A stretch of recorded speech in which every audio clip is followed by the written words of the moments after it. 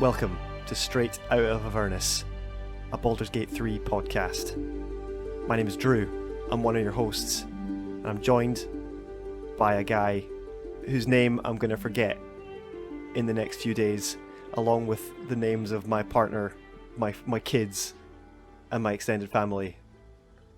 What's your name again? It's Andrew. It's weird you to forget that. That is your name. Who cares, because Baldur's Gate 3 is days away.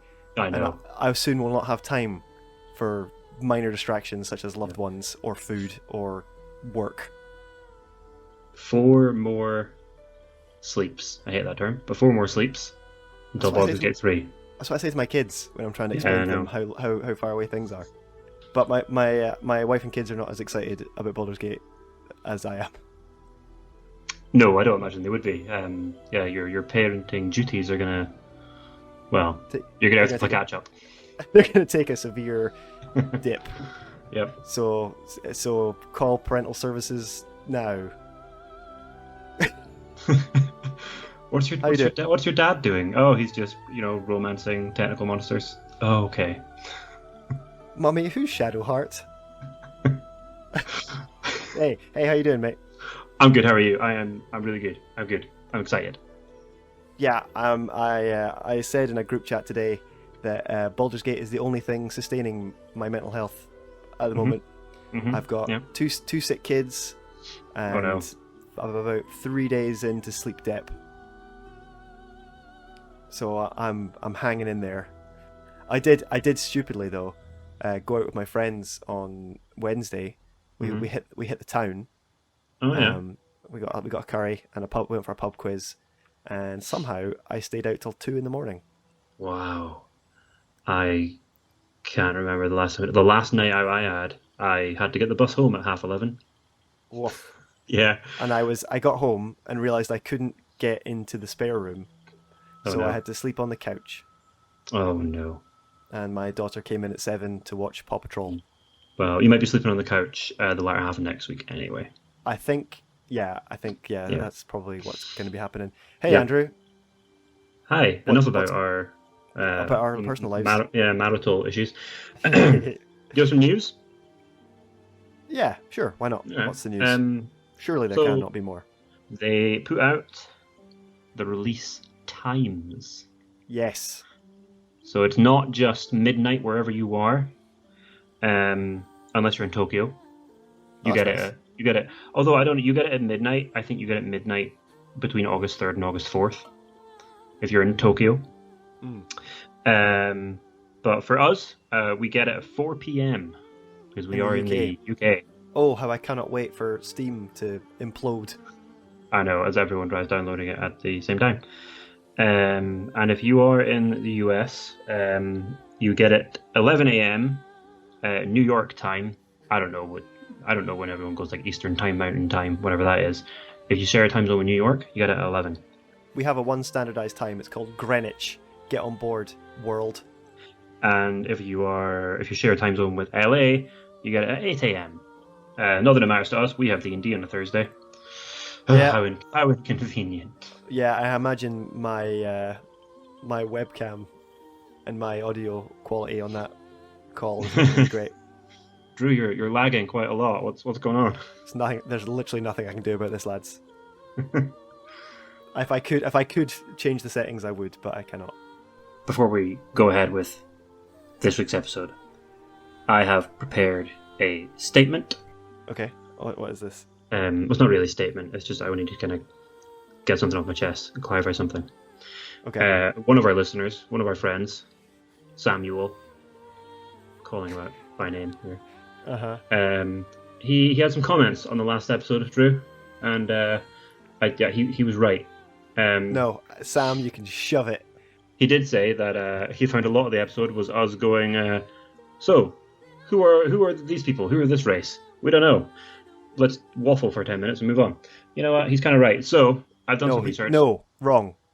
I resent this because I did some deep lore and much research, and I feel that without my insight, the podcast would have been a lot worse. It would have been a lot shorter, that's for sure. But yeah, no, you did a lot of good elf lore, which we love you for. But I have I listened back and realized I said hoofed a lot. oh yeah, hoofed into the nine hells, hoofed out of heaven. So I just wanted to clarify, we didn't really know a lot about gnomes and Dragonborn, so here we go.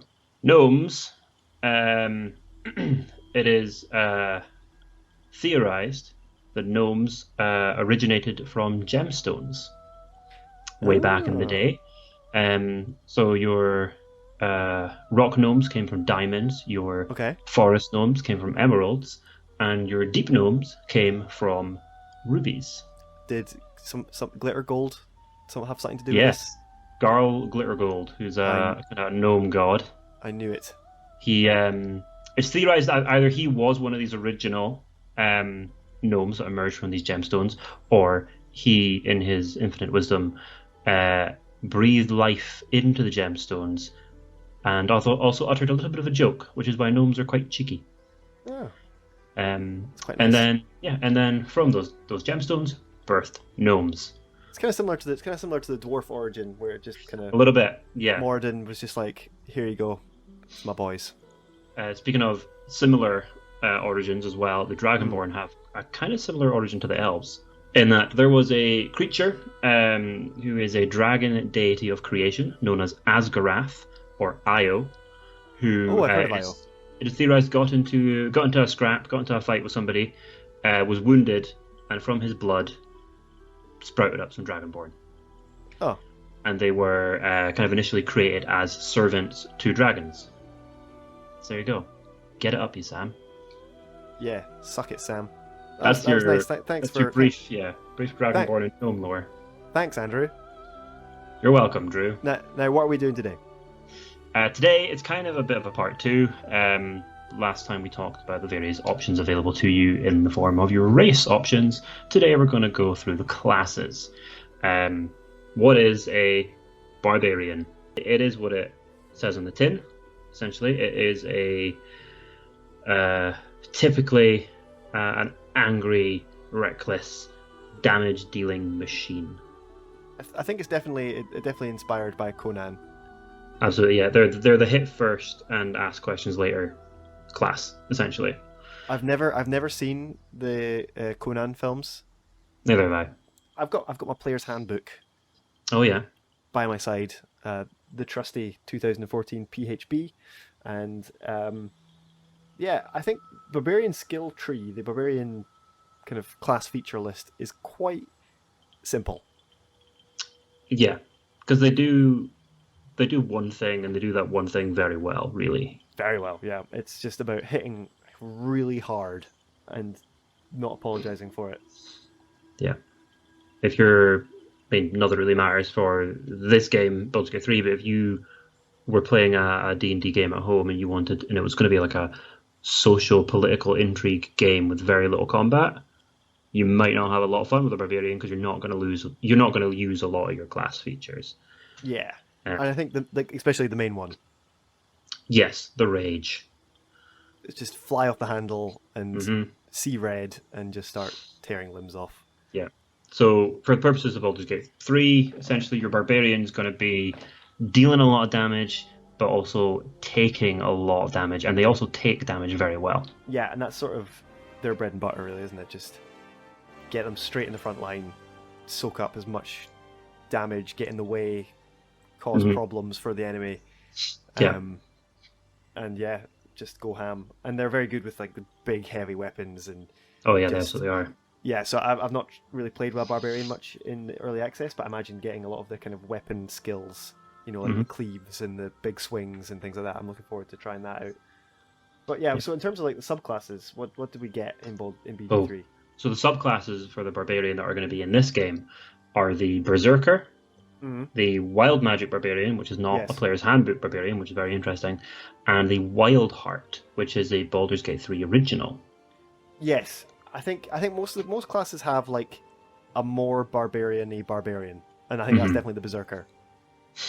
Yeah, it doubles down on what barbarian does best. It's you just you get hit more, you hit harder. That's the Berserker. Hit more often. The Wild Magic, you can do some funky things when you get into your rage. Yeah, it's kind of like insinuating that you've come in contact with magic at some point in your barbarian career, and you get a lot of really cool little options, little cool weird things happen around you. And the Wild Heart Barbarian is kind of their version of the Totem Barbarian from the Player's Handbook. You're a bit more kind of in tune with your wild side, as in like your animalistic side. Because when you enter your rage, which is your key feature, you can choose a different animal, and you get a different benefit based on what animal you choose. Yeah, I think definitely a lot of the subclasses have like a kind of a barbarian meets another class. So I think the wild magic is definitely the barbarian meets sorcerer, and then you have the barbarian meets ranger. You know, it definitely pulls on the kind of animal vibe, the more kind of hunter vibe. Yeah, and the changes it makes from the book are really good.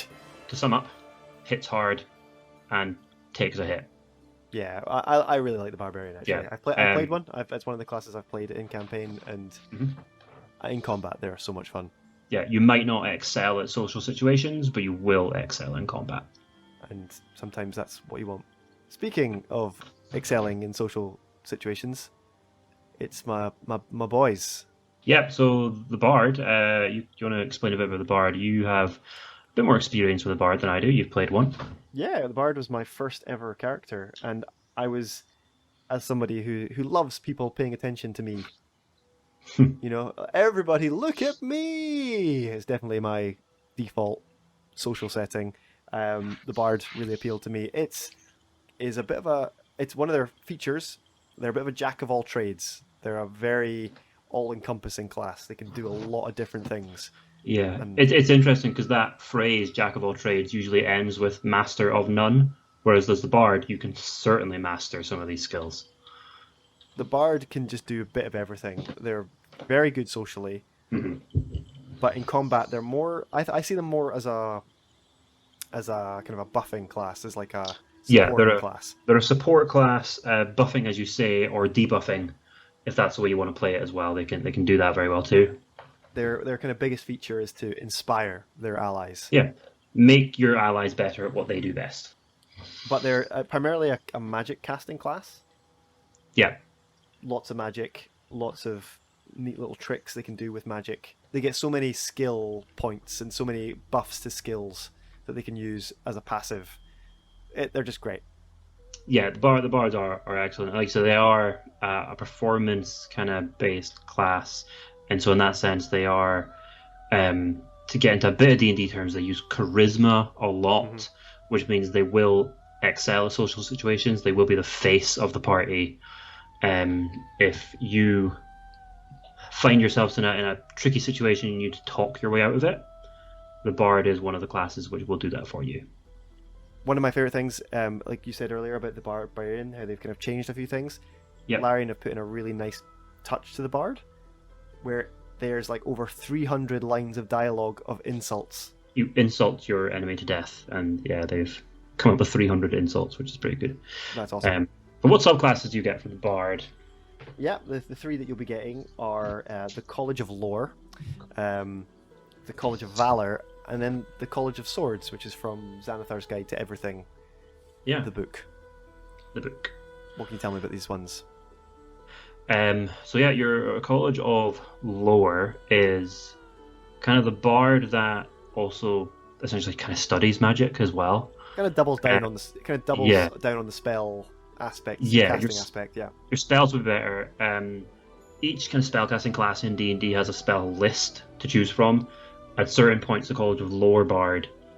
I think bards in general can do this as well, but earlier on, the College of Lore Bard can take from other spell lists. Chuck your restrictions in the bin. Yeah, which is very, very useful, very powerful.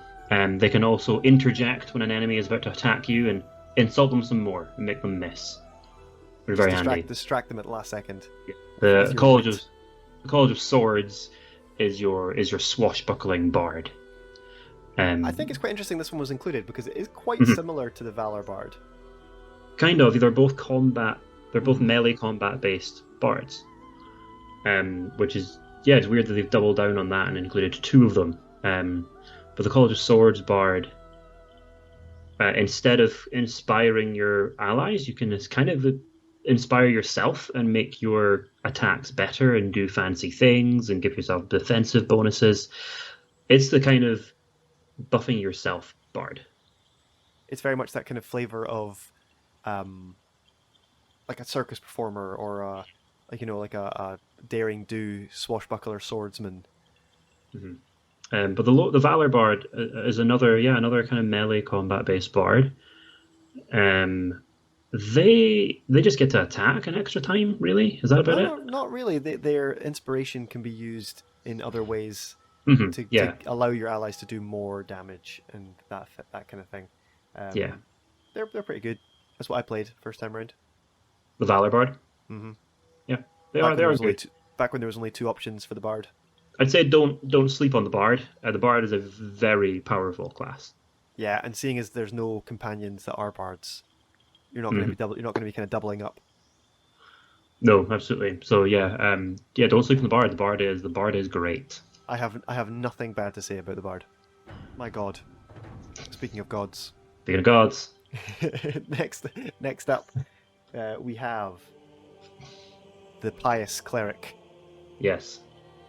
When you do think of clerics, you do think of the kind of, the Pope, or like a clergyman, but that is not the cleric in Dungeons and Dragons. Friar Tuck. Yeah. Yeah, that's not what you're going to get with clerics here. They are, they're holy warriors, I suppose. Yeah, in a way. So. I don't know if holy warrior. I think they're more of a devout. What even is a cleric?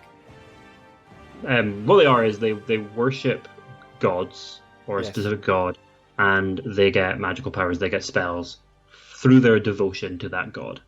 And Jesus Christ, are they versatile?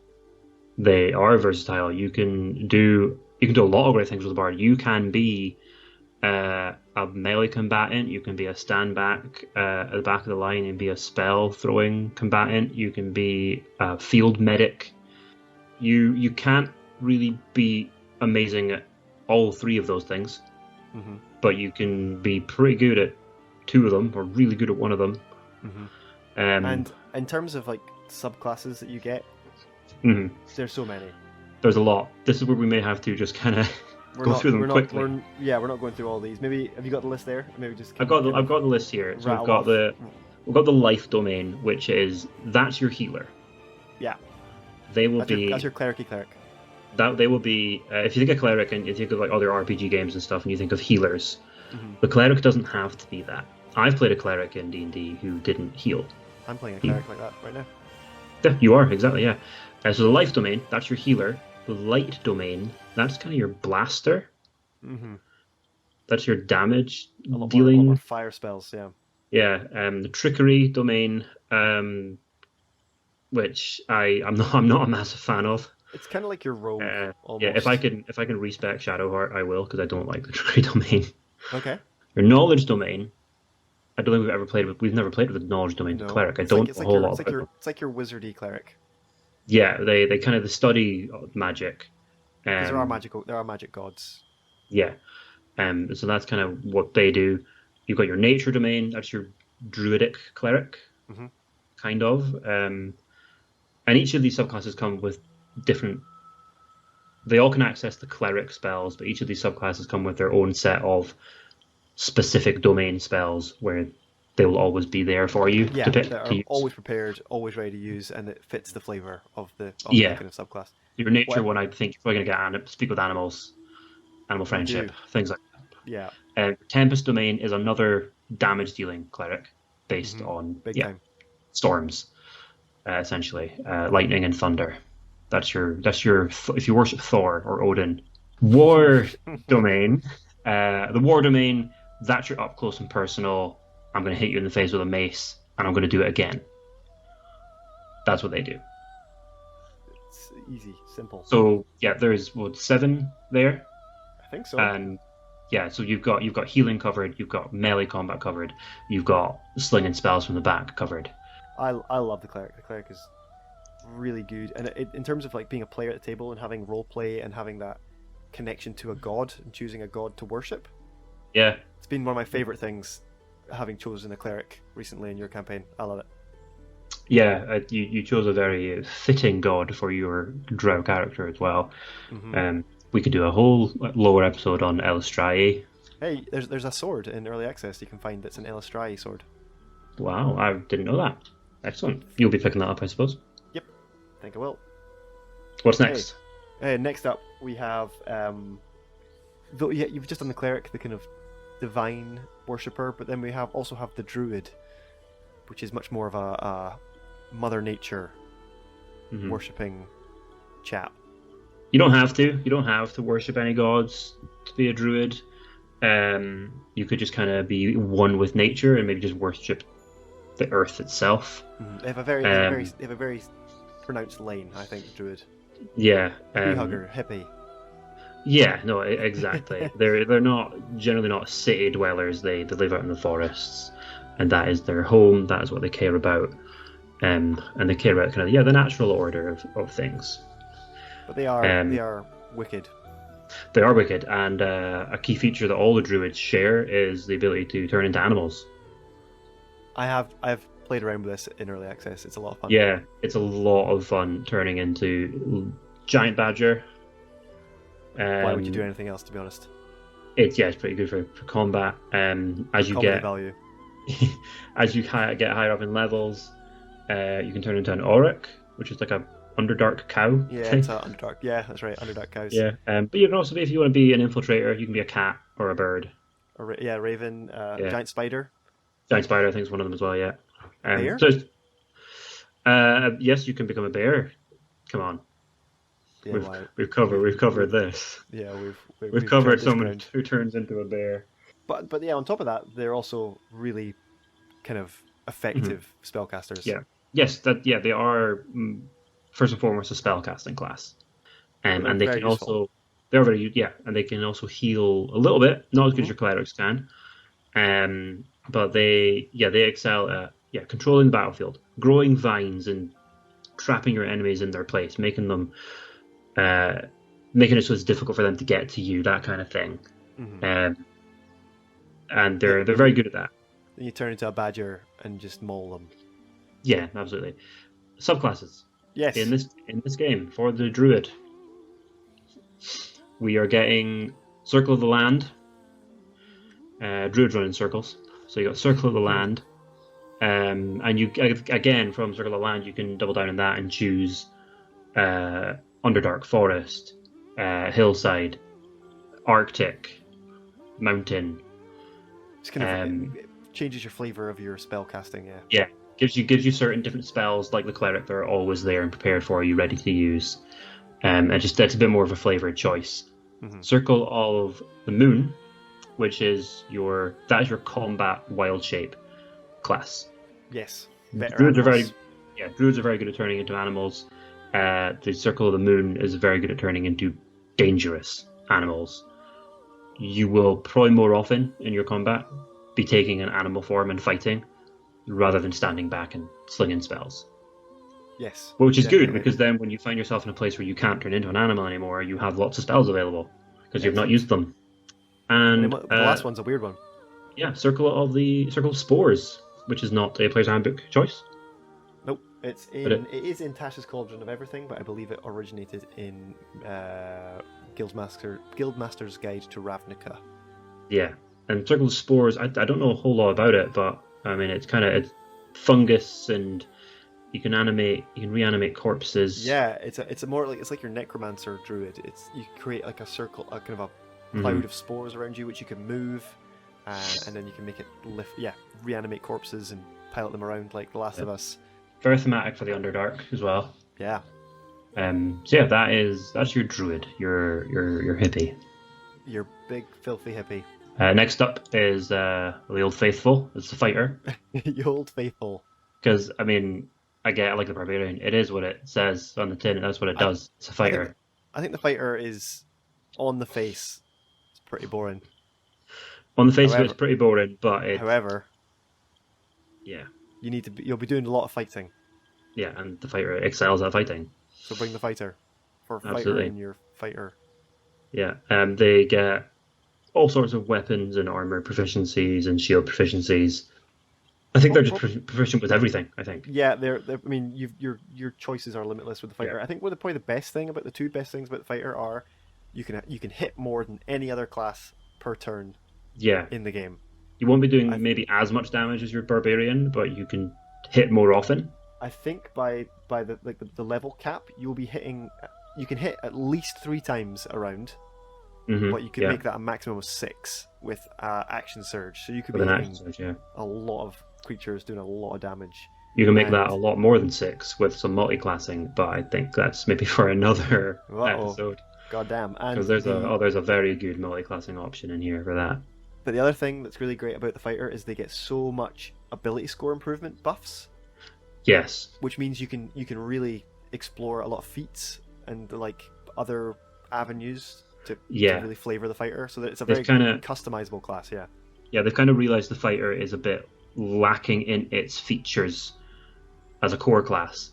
So they've just kind of been like, well, give yourself more health, give yourself more strength, or you can, like you said, explore the feat options, which are just kind of optional abilities open to everyone.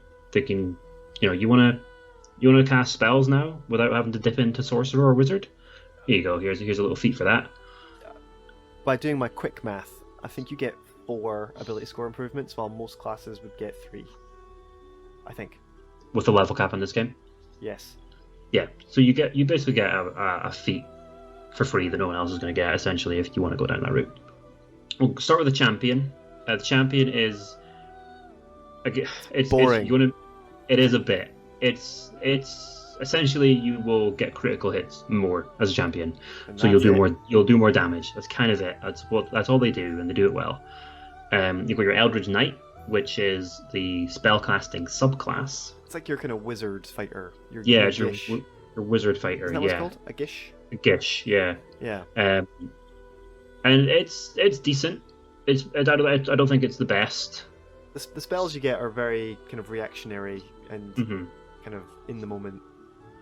The spells they can choose are pretty good. Yeah, and they're mostly combat-based spells, but they're good. It's not a bad option. No. But then you've got the god tier. The fighter is the Battlemaster. I do like the Battlemaster. You want your fighter to do more fighting?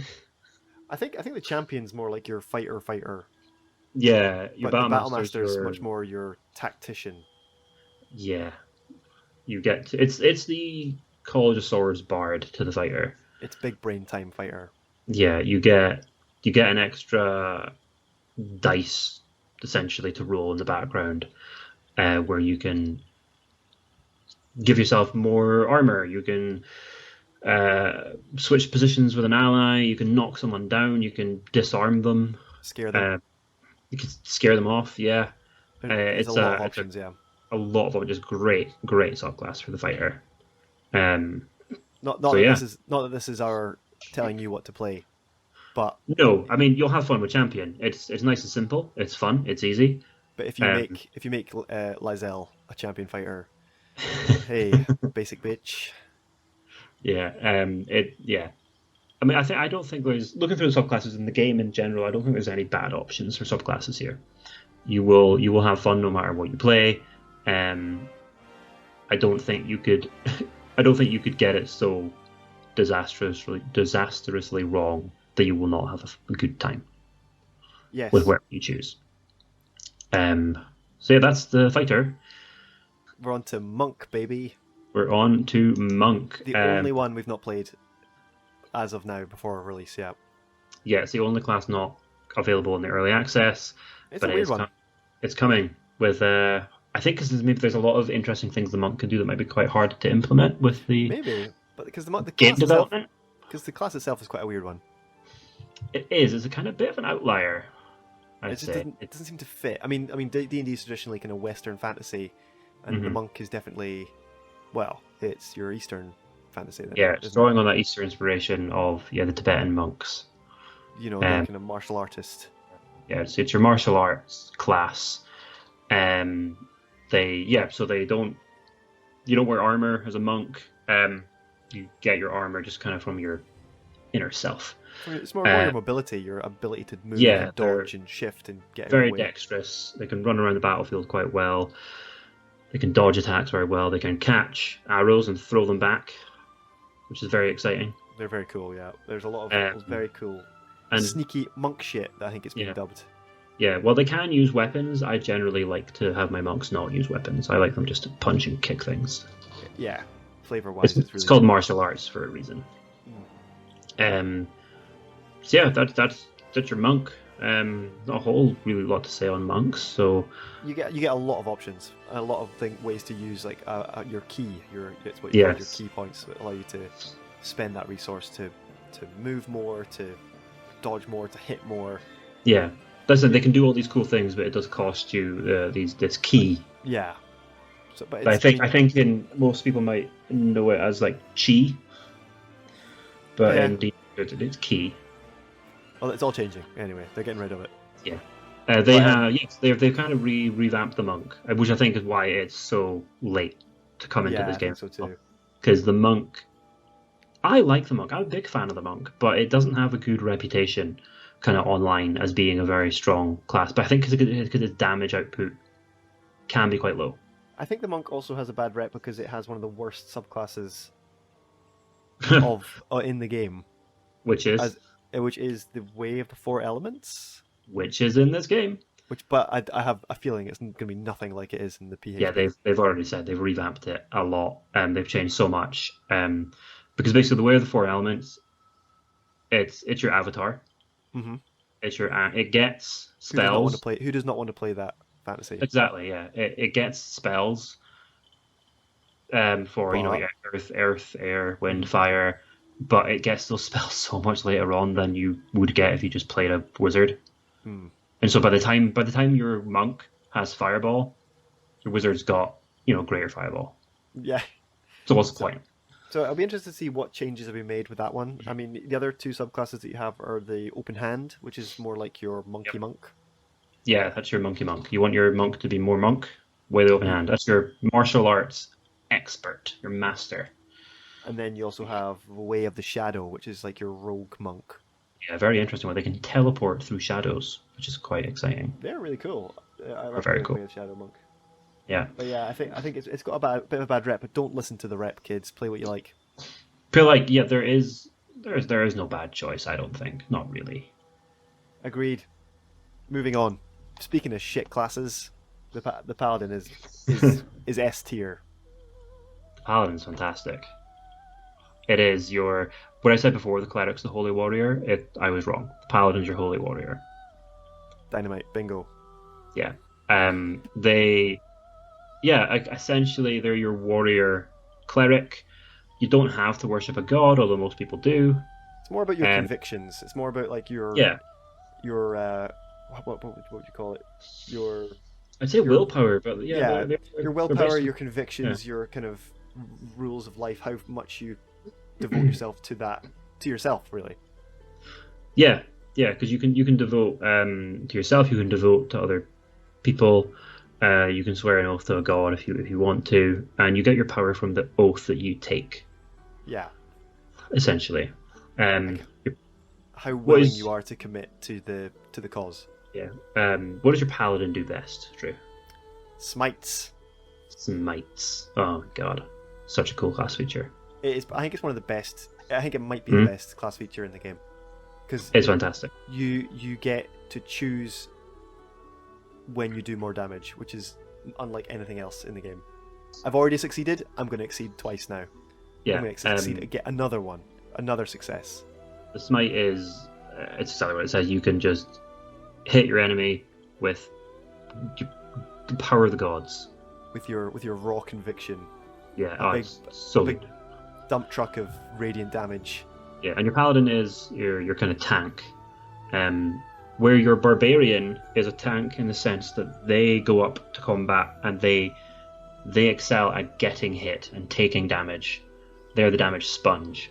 Paladin excels at kind of getting into close combat and just having so much armor that it's really hard to hit them. Yeah. You have to think of other ways to shut your paladin down. I think this is where I originally disliked the paladin, was because whenever we entered combats with our paladin, we just kind of showed up. Yeah, paladin strolled through, didn't get hit, killed everything. Yeah, it was just like, we're just gonna let him do this, and I'm gonna take out this magazine for my turn. That's kind of where we were just experimenting with the game and getting into it, and we were all kind of learning at the time. Because using spell casting classes as a DM, spell casting enemies as a DM is quite difficult because you've got a lot to remember. So it's quite rare when you use spells against your paladin, but that's what you should be doing to combat your paladin. You don't want to run up with a sword and hit them. It's not going to work. You'll probably come against paladins in game. So yeah. If you see a paladin running towards you, dispel magic quick. Yes. Subclasses. So obviously paladins have their oaths. The paladin's a cheeky one as well because it's one of the only ones that gets 4. Yes, it gets 4 here.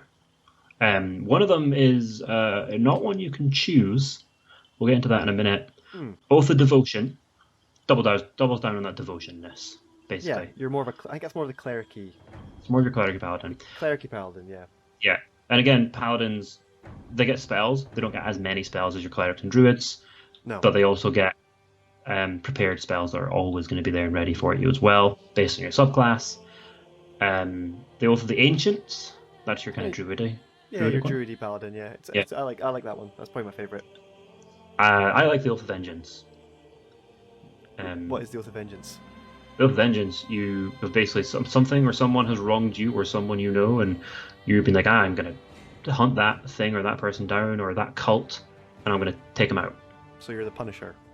You're the Punisher. I like the Oath of Vengeance though. Yeah. But you're the Punisher. And then, this is unique to the Paladin in this, in that if you don't go by your oaths, if you're an Oath of Devotion and you're interested in protecting people, and you just decide, hey, I'm going to go murder Obo, you will lose your subclass features and you will become an Oathbreaker.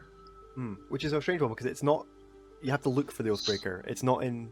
It's not what you think it's going to be. It's not in the player's handbook. It's not in Tasha's Cauldron and everything, or Xanathar's Guide to Everything. It's in the Dungeon Master's Guide because it was designed to be a subclass for NPC villains, but not the player characters. Yeah, so in that sense, I think it's maybe a bit weaker. It's a strange one. And I did, weirdly, when I was playing as a Paladin in the early access when it came out, I thought I'd be cheeky and I would attack someone. Because you can have a conversation with somebody and then control another character and go around the back and hit them. And I did that with my Paladin, and just to get a head start on a pretty tricky fight. And then this helmed horror guy appears, and he's kind of just like, you are bad and broke your oath because you attacked someone and you're bad. And I lost all my Paladin abilities and became an Oathbreaker. And there must be a way to get that back, though. Hopefully. Because I mean, could change your gameplay, but yeah, I've come around in 7 years on the Paladin. I like it a lot now. A lot. Speaking of classes that aren't well loved, the poor Ranger. Yeah, a small bit of a history lesson on the Ranger, I suppose, is that when the Player's Handbook first came out for 5th edition, the Ranger is a very, very good overland explorer, wilderness survivalist. The tabletop game kind of has 3 archetypes, which is social, combat, and exploration. And the Ranger was meant to be the kind of the pillar of exploration. Yeah. However, nobody plays the game like that. No one plays that game that way. No. So the Rangers always kind of sucked. I'm gonna throw my hat in the ring here. I think the Rangers' core class should be the Beastmaster. But they didn't do that, and we're now stuck with the Ranger we have. However, Larian obviously are aware of this, and they've done a lot of things to the Ranger to try and just make it a bit more viable. Oh yeah, it's definitely a very viable choice, and the subclasses we've got is the Beastmaster. Yep, you get a pet, which levels up with you. It gets armor, it gets stronger. Special abilities as well that the ones in the Player's Handbook don't have. You get a lot. The ones in the Player's Handbook are very weak because you have to sacrifice your own attack to make it attack, which is kind of pointless because you're But this one, not like that. I think it just gets its own turn and it can do it at once. Yep. Great.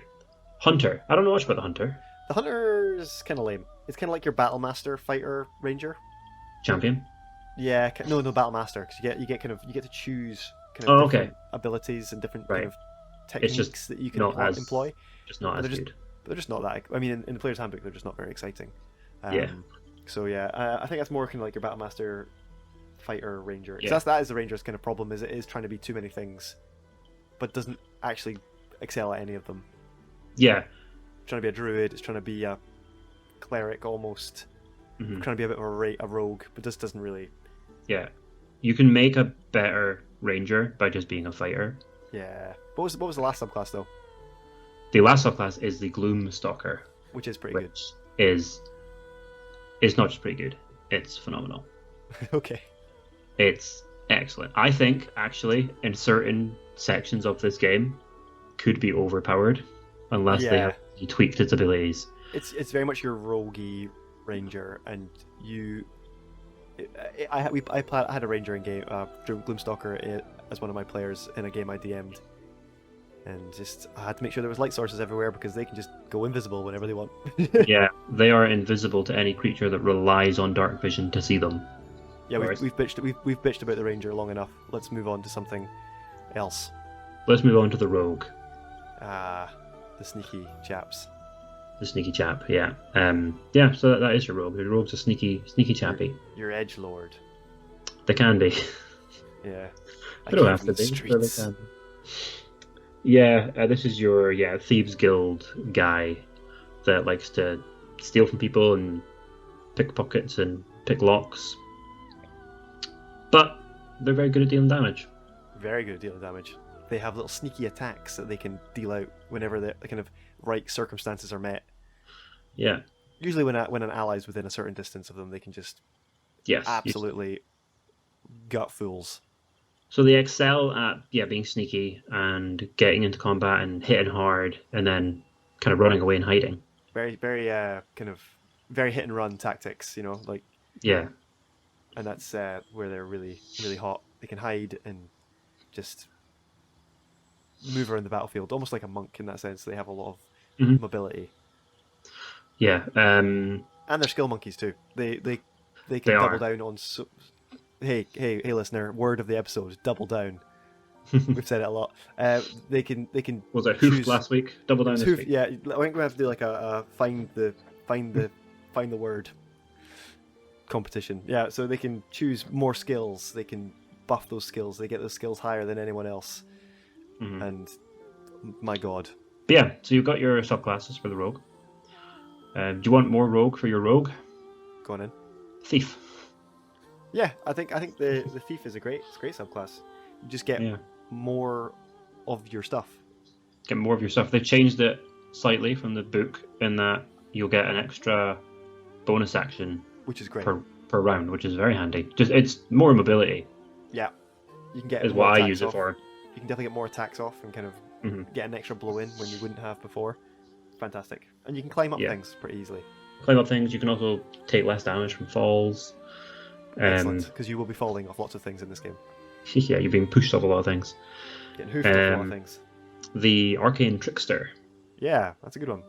Your Wizard Rogue, I suppose. Yeah, it's just kind of implements a lot more spellcasting, and you get a really neat use of the Mage Hand cantrip, which is buffed, so that you can kind of manipulate your magical hand to do a lot more things that a wizard's Mage Hand couldn't do. Yeah, I mean the Arcane Trickster Rogue, it doesn't really get spells that are going to do a lot of damage. It's just going to get spells that are going to make it better at what it does already. Yeah. And then a new one for this game is the Assassin. Yeah, well, the Assassin's in the It's in the player's handbook, but it's just not been released in Baldur's Gate 3 yet. But they're going to be kind of switching it up. I think a lot of things are going to be different for it. I think they're going to have to, because again, it is a subclass that relies on kind of DM discretion and social interactions, and it's your infiltrating places and pretending to be someone else to get close to an enemy to slit their throat. Yep. Is the assassin, but that's not really how D&D works. I mean, they do have a really great combat ability though that they can insta crit. Yes, is that what it is? Yeah, I think it's instant. So. Yeah, if you attack someone who's surprised, you can insta crit them, which is very handy for a rogue because they sneak attack on top of that. You can get a lot of combats in this game where you surprise the enemy.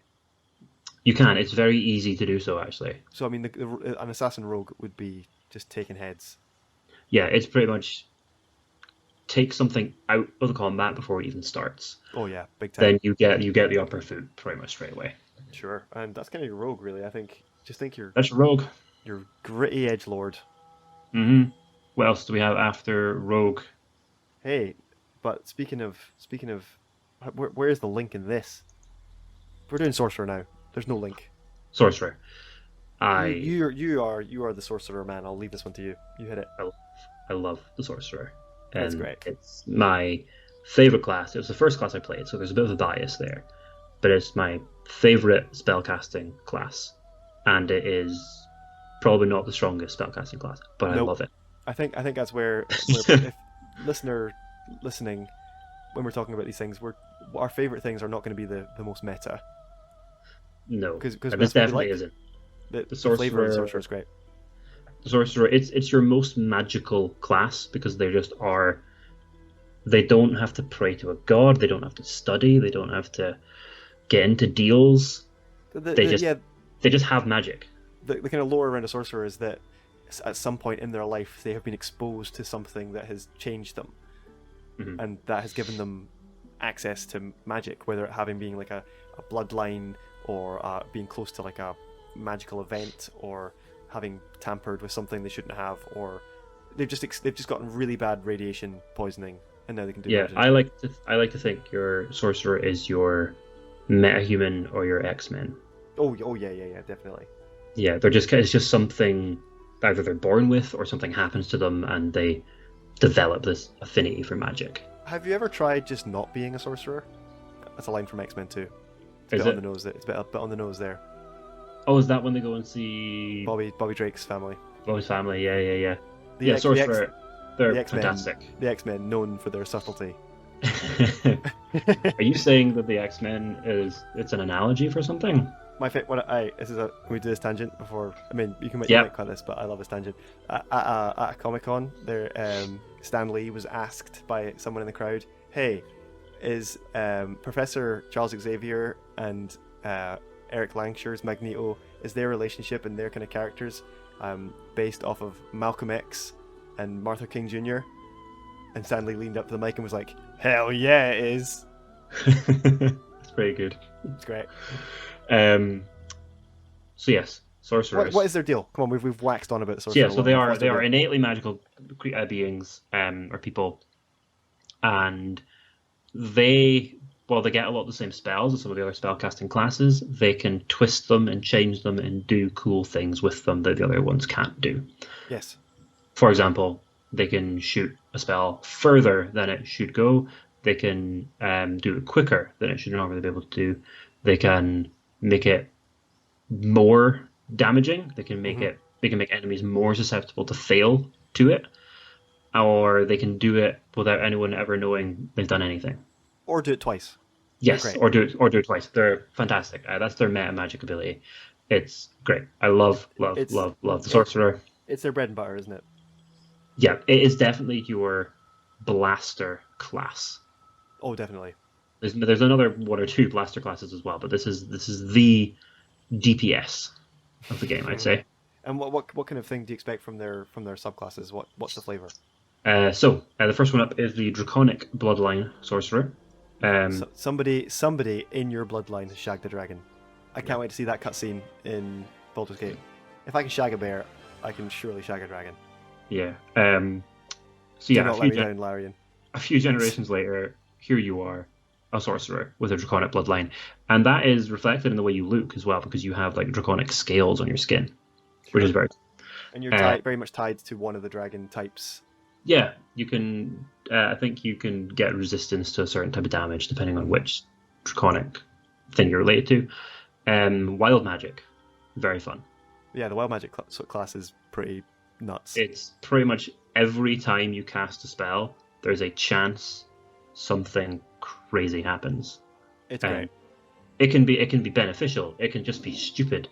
It can be really dangerous to you and your friends. Yeah. I mean, in the player's handbook, there is a D100 table of so many options, and they are just some of them are so good, Yeah. But then also you can just cast Fireball on yourself.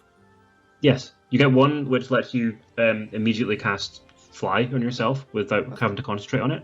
Or my favourite, if you roll 42 on a percentile dice, you turn into a potted plant. Yep.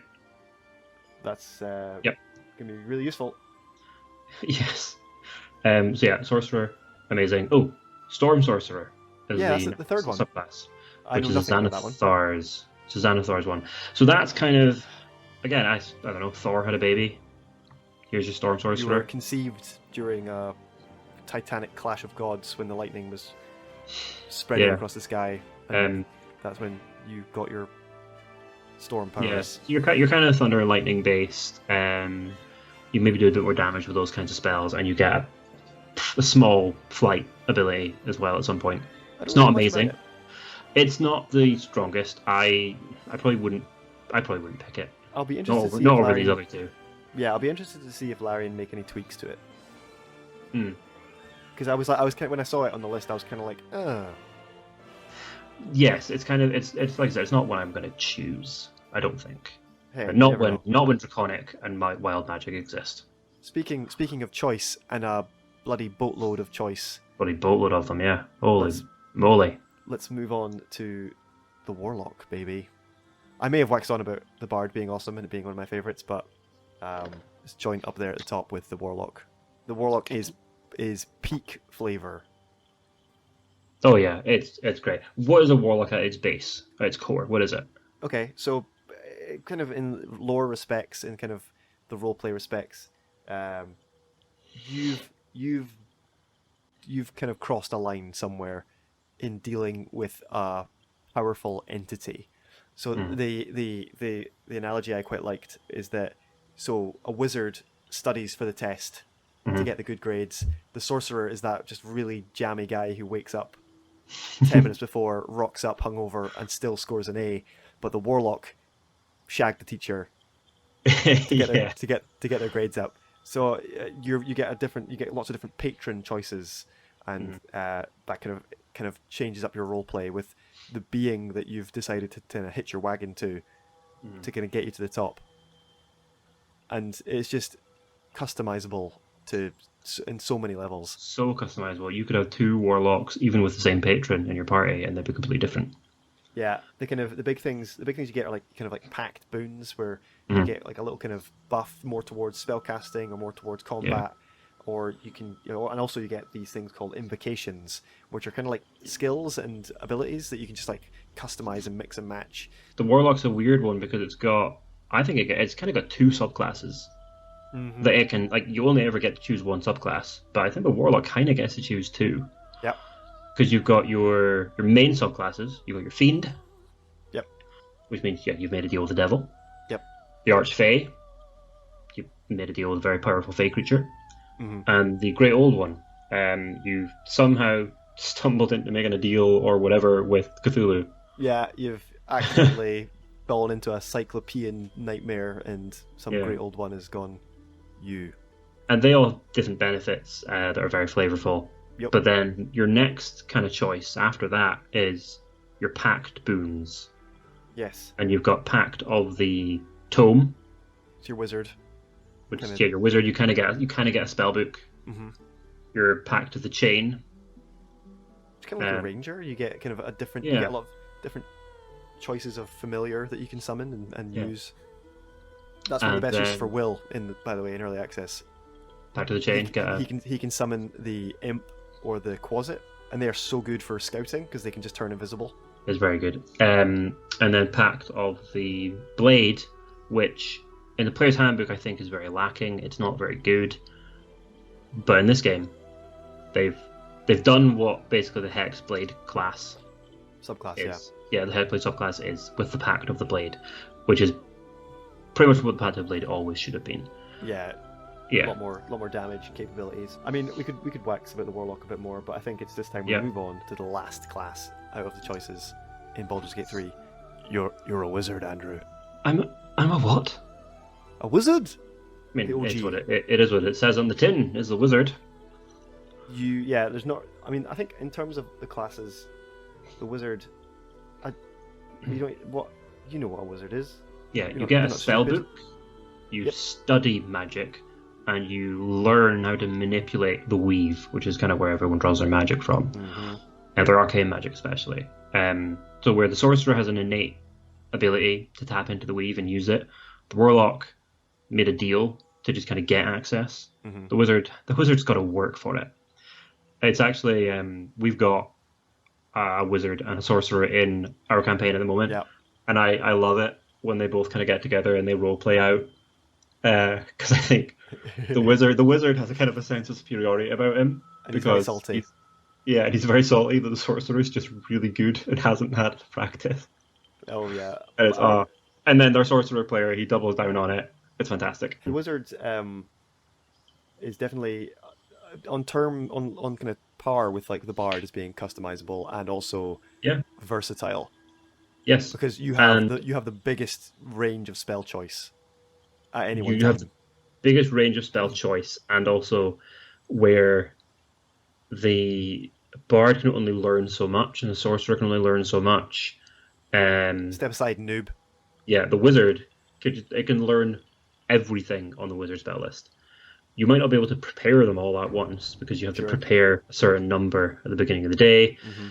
Not in this game, actually. You can prepare on the fly, which I love. That's great, and it's Yeah, so good because like- if you know what you're going into, the wizard is like optimum choice, because if Oh, you yeah. know if you know you're going to be fighting a dragon, a red dragon, well, okay, I need to take this spell. I can create water. I'll take something that gives me resistance. You know, it's like you choose what you need in the moment, and that's why the wizard's so good. And that's kind of another thing about the wizard, that it's kind of similar to the cleric in a way that they have probably a huge amount of subclass choice. Oh, they do. Yeah, we'll go through this Oh, very, lots. very quickly. There's 8, and they are all different schools. Yeah, for the because wizard. every spell is a different school type or a different kind of Yeah.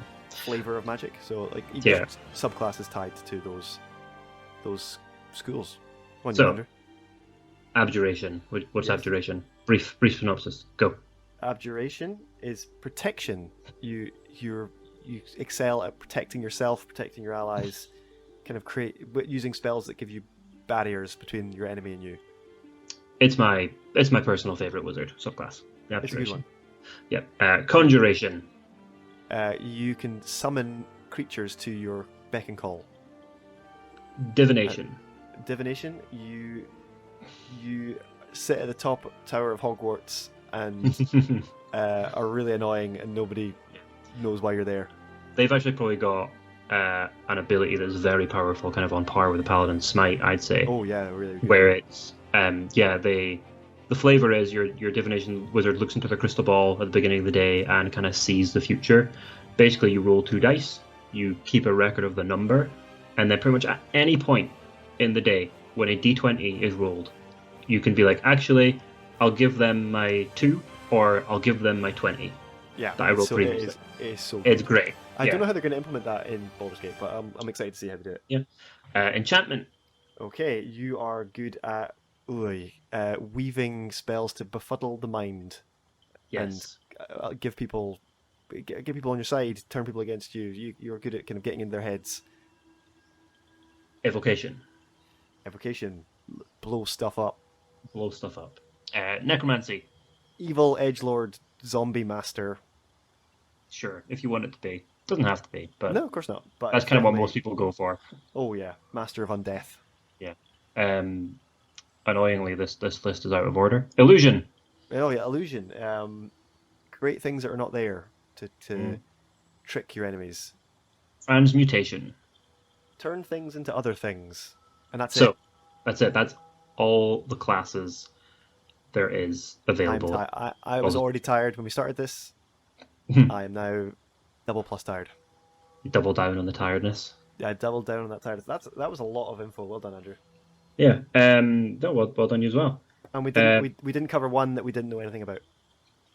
We did not because we've read the book cover to cover a lot, and we know what these all do. They're also fairly self-explanatory within their names, which is Yeah, sure. handy. But I think kind of getting more of a flavour is what Yeah. you need.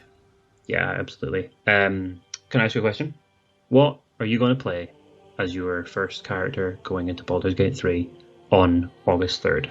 Yeah, sure. I think I'm going to combine characters I've already kind of played on the tabletop and kind of mush them together into a kind of a Frankenstein amalgamation of just all the things I like. I'm going to take my half-elf drow, and I'm going to mush it with a College of Swords bard to kind of create a swashbuckler bardy boy. And yeah, that's what I kind of want. Very good. I'm very excited to play this character. Very good. Yeah, because the character you play currently in the game I run is a cleric, but has a kind of swords vibe to him. Yes, I'm a so it's very fitting. cleric. Yeah, so I think I'm going to just kind of pivot into what I'm most familiar with and go bard, because there's no bards on that roster of companions. And yeah, what about you? Yes, so I am going to go back to what I know best. You're doing what you started off with. Yeah, no, Blood Hunter. You're doing what you started off with, Mystic. Bard. I am going to go Sorcerer. And I think I'm going to double down on the Draconic subclass Sorcerer and play a Dragonborn. Lovely. My first character I played was a Tiefling. He was a very, very edgelordy Tiefling. He was a dickhead. He was a dick. So I'm going to play a nice version of him, who's a Dragonborn instead. Oh, that's nice. I don't know what colour yet. I'm thinking... Well, I think whatever looks nice, because you can play about the Dragonborn scales and then the Draconic Sorcerer scales, and I'll create a nice pattern. It'll look good. We'll just go into the meta and figure out what damage is most common, and then just choose what resists that. Fire is the most common. Either red, gold, or brass. Sure. Brass or bronze. One of those. I think it's brass. I don't know. There's a player in my game who has a bit of a connection with dragons in her backstory, and she chose brass or bronze. I can't remember which, and I always have to ask in the game, which one is it again? You should just have a little thing next to your computer monitor that just has in capitals. Yeah, I should do, but I don't. It's in my notes somewhere. But wow, just a couple days out, and this is a monster episode. This is a monster episode. We should probably wrap this up. So Andrew, take us home with our socials. Of course, yes. So our socials, you can catch us on Spotify, which is where you most likely already are. We are Straight Outta Avernus. You can catch us on YouTube, where we are Straight Outta Avernus. You can catch us on Instagram, where we are Straight Outta Avernus, and you can catch us on TikTok, where we are Straight Outta Avernus. If you want to, you can follow us there, slide into our DMs, give us a hello, tell us how we're doing. Send bear pics. Send bear. Andrew's in charge of our socials, so fill up the inbox. Send me all those bear pics, and I'll forward them on to Drew. Yeah, well, I mean, that's why I asked. Are we doing Twitch? We are doing Twitch. Yes, I set up a Twitch account. So when we first kind of get together and play through this, we will stream on Twitch, where we are Straight Outta Avernus. Who saw that coming? I'm really glad we managed to keep the consistency with the names. Yeah, you've done well. You can also send us an email at straightoutaavernusbg3@gmail.com should you wish to. But like I said, slide into those Instagram or TikTok DMs and give us a wee message. And yeah, so what's the plan with the pod going forward, Andrew? What are you thinking? What's going to happen? Because I think my social life is going to take a severe hit in the next couple of days. I think we're done. I think we're quitting. Yeah, podcast over, folks. No, we've tried to stick to a kind of weekly-ish release. We're not religious about it, but we're gonna take a couple of weeks break and play some Baldur's Gate 3. Yes, I think if Internet Historian can take 6 months between video releases, you can wait a couple of weeks. Yeah. I mean, I think we're on par with his quality of production. So. Oh, 100%, absolutely. So I mean, just wait. Good things come to those who wait, as the old saying goes. Yeah, so we'll be back in a couple of weeks with our experience with early access. Not early access, our experience with the game. It's coming out, Drew. Oh, I cannot. I'm so excited, mate. Yeah, I think a couple of weeks off, we'll get our toes in, and we'll report back with how we're getting on, and what's going on, and all that jazz. And we may even stream in that interim. we don't know. Yes, in the hiatus, we may be on Twitch as we get together and play through together. So yeah, give us a follow on that if you want, and we'll catch you there whenever we go live. Yeah, well, I don't know how we'll let you know that we're playing, because I mean, it'd be nice. It'd be really useful for that. Twitter. What's that? What's that on Twitter? I can't be arsed. Yeah, sure. If anyone wants to do some free PR for us on Twitter, go ahead. Oh yeah, that'd be good. But so we might try and get the word out that we're going to be streaming, but who knows? Who knows what's going to happen? I intend to. Well, I mean, I have responsibilities outside of my hobbies, so that's the plan. And I think we've done pretty good then, doing however many episodes we've done. We're doing all right. This is episode. Excuse me. That's staying in. This is episode 5. We've been doing okay. We're doing all right. I mean, better than I expected. We've had a couple of nice comments already. Yeah, and some people saying fix your audio. We're aware. Yep. I think hopefully when this is good enough. So yeah, we've got a couple of nice comments from people we don't know, and then of course Sam criticised us. Sure. So I hope I made that up to you, Sam, at the beginning of this episode. Fuck off, Sam. Bye. Bye, everybody. Bye.